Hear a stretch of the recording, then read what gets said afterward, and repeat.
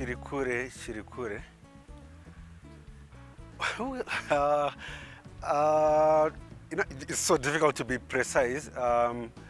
Maybe the starting point is knowing him as an artist when I was still a little boy in high school. He's about 10 years my senior. But then we got on to work together from the mid-80s. Over the years, we got to do quite a lot of work together, both as creative artists and me also helping with interpretations for his lyrics, for his CDs, and doing lots of collaboration work together as well on stage. Well, I remember one very clear night in the 90s, if not early 2000s. Oliver had just finished a show around 1 a.m. So we went around the car park and he was busy loading stuff, and he says, "We are hitting the road from Harare to Bulawayo." And I said, "Mkomatuku, you can't be serious." And he says, "Yeah, we have to be in Bulawayo by early morning so that we take the afternoon and morning to rest because we have a show the following evening." And I was just looking at him, sweating and looking very visibly tired from a whole night of performance. And there he was, not even getting someone to drive him, but he was just sitting only staring. So that kind of commitment and dedication to your work. Well, I think you look at Tuku, there's so much you can learn from him. I talked about dedication and commitment. I think that's the hallmark of any artist. Like in any field, if your calling is to be an engineer, if your calling is to be a doctor, if your calling is to be a musician, commitment is the icing on that whole cake.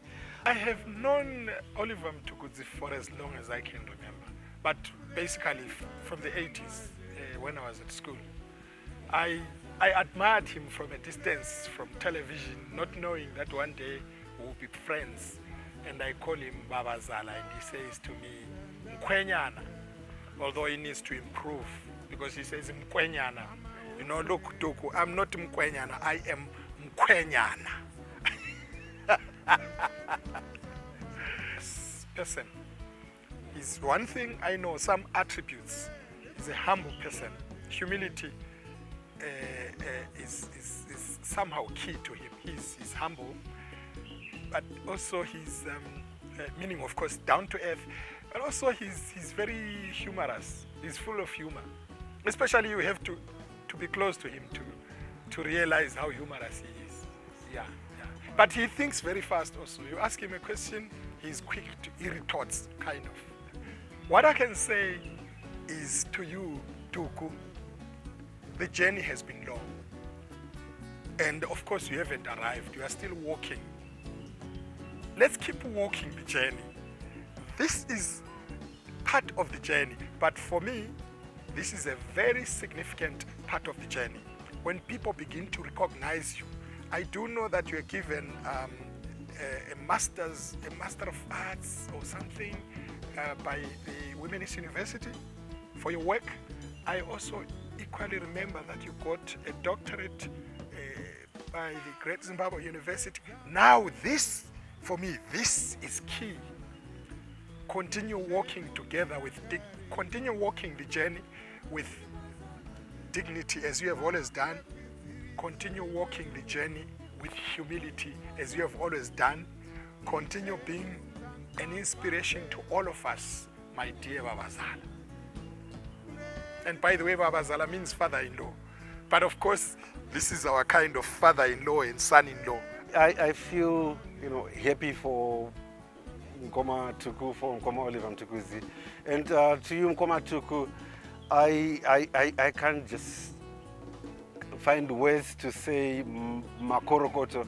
I remember the other day I was saying, Nkoma, I think, can't you just slow down? And you said, if I slow down, what will happen to everyone I work around with? And what will happen to my audience? I can't retire. I have to keep going. And I think always remember that I took those words so passionately. And when I see all these awards rolling in, I fully understand that people are actually doing it not to flatter you, but it's a big honor, recognition for all your commitment, because what you do is not only for yourself, but for all of us around you and the families and the family of Zimbabwe and the whole world at large. So yeah, Makorokoto, let's celebrate and keep on your feet. Nzou ngairambe ichifamba mberi. Tinotenda.